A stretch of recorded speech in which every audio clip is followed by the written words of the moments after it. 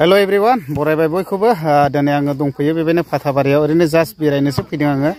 ओमफ्राय ओरैबायदि मोजां आरो बेरायनो नै जायगाफ्रा आंनि उनथिंजाय नोंथांमोनाबो निस्सय मालाबा आइलेन्डआव फैयोब्ला बेरायफैनो हागोन आइलेन्डनि थासारिफ्रा माबायदि ओमफ्राय सारिगिदिं जेरैबो गय बागान ग्रोम ग्रोम आरो ओमफ्राय दा जास्ट आङो दिनैनि दिनावहाय मोनसे प्रग्रामनि थाखायसो फैदोंमोन मानो होनोब्ला बे प्रग्रामा केनसेल जानानै फैदों आरो दा ओरैनो जास्ट आङो दङ गामियावनो ओमफ्राय दिनै नोंथांमोननि गेजेराव जेबो इम्पर्टेन्ट भिडिअ लाबोनाय जानाय नंला आङो एसे उनफ्रावहाय ट्राइ खालामनि मानो होनोब्ला आंहा गोबां बेस्थ' जाबाय थाबायना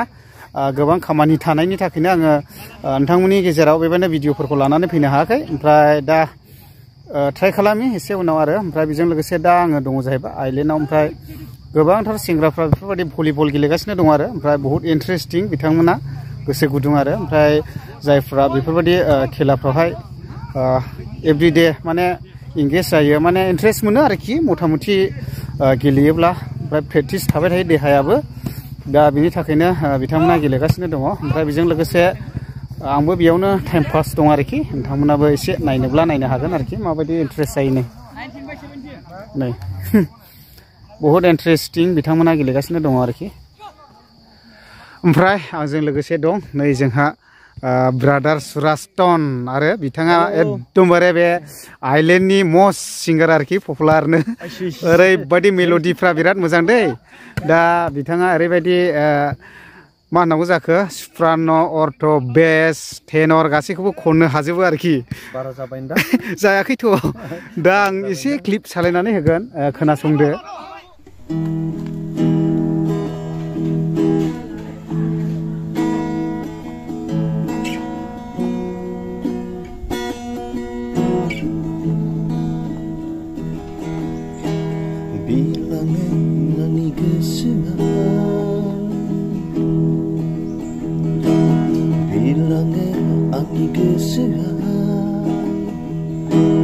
नोंनि सेराव नोंखौ रायदावहां जायो नोंनि सेराव नोंखौ रायदावहां जायो बिरलाङो आंनि गोसोआ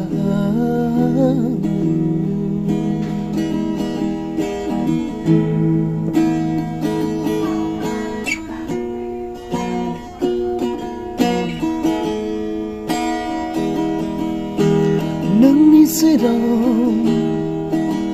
गसङोब्ला आं मानो लाजिहां जायो गावखौ आं बुजिया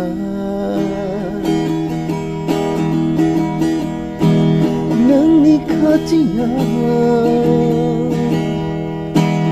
गसङोब्ला आं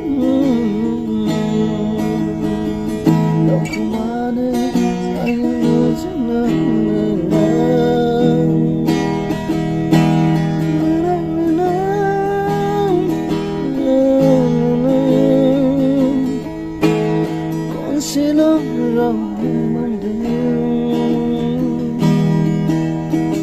दा निस्सय नोंथांमोना खोनाखाबाय जानांगौ बिथांनि गारांखौहाय दा माबायदि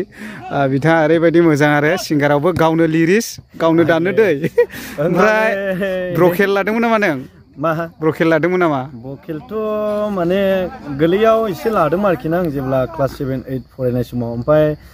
दा लोगोफोर बिथां बुंनाय बायदि नङा दै जिखुनु इदिनो गिटार दामना इदिनो खनसाबमोन आरोखि माने गोरलै समाव एसे मेथाइ खननायनि एसे माबा दंमोन नालाय शक दंमोन नालाय थेवबो दे बिथाङा सप्रान' टेनर सप्रान'थ' सप्रान' जेनेबा टेनरखौ बानायनो हायो अर्थ'फोरखौ दिहुननो हायो ओरैबायदि मोजां एक्चुअली भकेला माने गानफोरनि एसे खननायनि एसे टेकनिकफोरखौ गोरों आरो खिन्थु नैबे भइसआ इमान सुइट नङा जाया एसे गारांफ्रा सेफ आरोना ओमफ्राय बेजों लोगोसे बिथाङा टेलेन्टेड आरोखि मोसानायावबो करिय'ग्राफिबो जानो हायो बिथाङा मोसानायावला हायो आरोखि आं दासिमबो फोरोंनोहाय दा आंबोथ' सिगां लादोंमोन ओरैनो मा हिप हप ओमफ्राय बेबायदिनो ब्रेक डेन्स स्टेप डेन्स नों जेनेबा माबे डेन्सखौहाय बांसिन मोसानो मोजां मोनो ओरैनो आं एक्चुअली माने बे हेपक टेपकफोरखौ आं सोलोंनाय जायाखै ओरैनो क्लासिकेलि जेनेबा सिम्पोल स्टेपफोरखौ आं क्लासिकेलखौहाय लानाय जादोंमोन मोसानायावबो जोङो बुंनो थाङा आरोखि दा सम ब्रादार बे रनेन एक्टरमोन दंमोन ना ओमफ्राय ओरैहाय थुक्राझाराव सासे दंमोन ब्रादार बिथांमोना फैयोमोन बिसोरजों सेंग्रा समाव आरोना जेनेबा सेंग्रा समब्लाथ' एसेलाबो शक जायो जेरावनो आं माने एक्चुअली आं नोंथांमोननि गेजेराव खोन्थाना होनो गोसो जायो कुम्फुबो लादों आङो 3 years मार्शल आर्टसआव ओरैनो मा उसु सावलेन जोंना सावलेनमोन उसु सावलेन ओमफ्राय डान्सार भकेल ओमफ्राय दा आं जेरावबो पारफेक्ट नङा आरोखि ना जेनाखि सेंग्रा समाव जा जस दंमोन एसे इन्ट्रेस्ट इन्जय नैबेखौहायल' लाबोदों आरोखि आङो ओमफ्राय माने साननानै नायदो लोगोफोर जेनेबा माबेबा समाव टाइम फ्रि लाबाय फरायफुनाय समाव जेब्ला मेट्रिक पास जानानै जेब्ला कलेज लाइफ थाङो माखासे टटेलि बेफोरबायदिखौ गारफ्राङो स्कुल लाइफआव मा खालामगोन मा मागोन न'आव थानाय समाव जेखौ गोसो जायो बेखौनो मावफ्राङो आरोना ओमफ्राय आं मोनसे सोंबावनोसै अभारटेक खालामनानै नोंथाङा दे मार्शल आर्टसआव दंमोन इन्सट्राक्टरा बबेनिमोन बेनो आं मास्टारखौ ओरै बिजनिजोंनि सानो माबा मिथियोमोन आरोना मा बेलसिम गेलेखो ब्रादारा आं एल'सिमल' गेलेदों वाइटनिफ्राय एल' मोनो नालाय एल' बेलसिम आं गेलेनाय जादों आरोना आच्छा अब्लाथ' एसे मुभमेन्टफोरखौ गोरों नों मुभमेन्ट एसे खाथाफोरखौ गोसोआव दंमोन ओमफ्राय दा प्रेक्टिसाव गैले दाबोनो प्रेक्टिसाव गैले आरोखि खाथाफोरखौ एसे गोसोआव दंमोन दाबो माखासे स्टेपफोरखौ गावनि स्नेक 1 टाइगार 3 सावलेन 1 इफोरखौ रोंगोन दा जायो ओमफ्राय दा इफोराव नोंथाङा जिखिनि सोंनो सिर' style half tiger block double snake block opposite सावलेन पान्च इफोरखौ रोंगोन दा खोनादों इफोरखौहाय खिन्थु आं दा एक्चुअली नोंथांमोननि गेजेराव माने प्रेक्टिकेलि देखायनो रोङा इंले माखासे मोदोमाबो लिरबाय मोदोमबो देरबाय दा माने गथ' सासेनि बिफा जालायबाय नालाय आच्छा ओमफ्राय नोंथ' मिरिस जाबाय ओमफ्राय नोंसोरो बेसेबांसिम रिलेशनशिपआव थायामोन आयौ बेखौथ' गोबावैनोलै माने गोबावैनो थादों रिलेशनशिपआव ओमफ्रायसो जोङो लाभ मेरेज आरोखि ना जोङो गोबावैनो माहान जादों मोजां मोनलायनानै थादों औ आच्छा बिदिब्लाथ' नोंथांमोननि मोजां मोनलायनाया गोरामोन गोरायालाय समनि गेजेराव बिदिनो नांलाय खमलायनि गेजेरावहाय आच्छा ओमफ्राय दा नोंथांनिबोथ' इउटुब चेनेल दं फेसबुक पेजबो दङ दा नोङो मा उद्देश्य लानानै ससियेल मिडियायाव फैदों स' आंनि ससियेल मिडियानि मेन फैनायनि जाहोना जाबाय लोगोफोर आं सिगांहाय माने बेफोरबायदिनो आरोखि जार्नि खालामनो आं मोजां मोनोमोन जेब्ला सेंग्रा समावहाय आरोखि ना सिंगेल लाइफआवहाय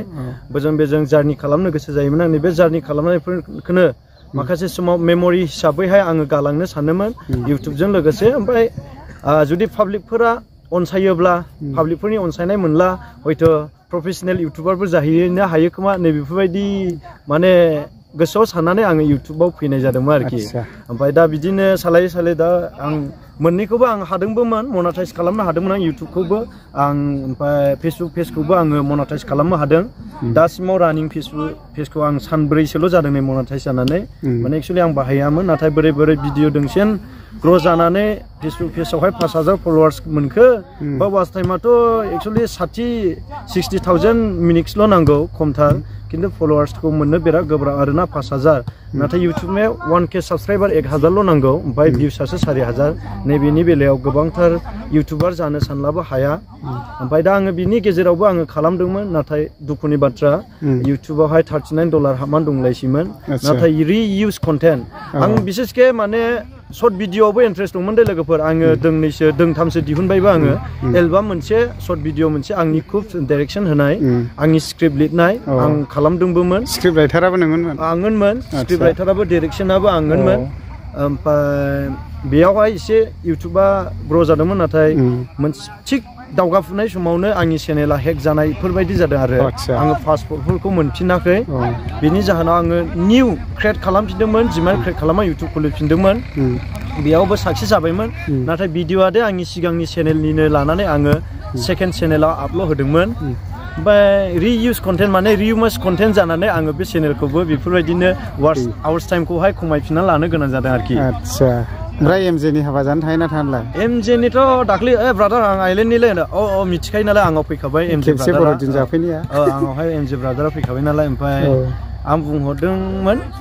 हाबायाव लिंहरलाय ब्रादार थांगोन जेरैखिया दाना जागोन दे बुंहरदों आरोखि ब्रादारा स' लिंहरनोब्ला थांगोन अके दा आइलेण्डनिफ्रायबो रेडि नै जोंहा ब्रादार सुराजदन समफ्रामारिया दा गोजोननाय थाबाय बिखिनिखौ नोंथांनिसिम सोंलाय फिनलाय खालामनायनि थाखाय थेंक इउ गोजोननाय थाबाय